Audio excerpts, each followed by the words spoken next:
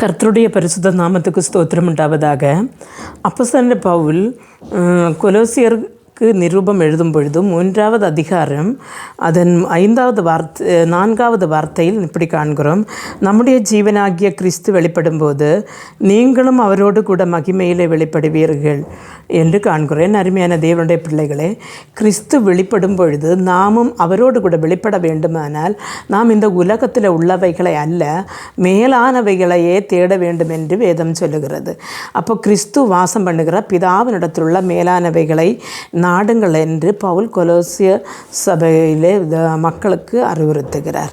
இந்த வசனத்தில் கூட அவரும் நம்மை அறிவுறுத்துகிறது என்று சொன்னால், மேலானவைகளை தேடுகிற நாம் என்ன செய்ய வேண்டும் என்று சொன்னால், நம்முடைய சரீர அவயங்களிலிருந்து வெளிப்படுகிற சுபாவமான விபச்சாரம், அசுத்தம், மோகம், துரிச்சை, விக்கிரக ஆராதனை, பொருளாசை போன்ற பூமிக்குரிய காரியங்கள் உண்டு பண்ணுகிற நம்முடைய சரீர அவயங்களை அழித்து போடுங்கள் என்று கடுக்குது வருது. அப்போ சொன்னால் நம்மால் அதை ஒன்றும் முறித்தெறிய முடியாது. ஆனால் அந்த சரீரங்களில், அந்த அவயங்களிலே அந்த சுபாவங்கள் வராதபடி நாம் கிறிஸ்து இயேசுவினால் நாம் என்ன செய்ய வேண்டும்? அதை காத்து இருக்க வேண்டும். அப்படியானால் தான் கிறிஸ்து வெளிப்படும் பொழுது நமக்கும் அவரோடு கூட வெளிப்பட வேண்டும். அதனால் இந்த உலகத்திலே நம்முடைய ஒவ்வொரு நாளுள்ள வாழ்க்கையையும் கிறிஸ்துவுக்குள் அர்ப்பணித்து அதை மிகவும் பயபக்தியுடனும் நன்னடத்தையுடன் நடக்க கர்த்தர் கிருபை அருள்வாராக. ஜெபிப்போம்.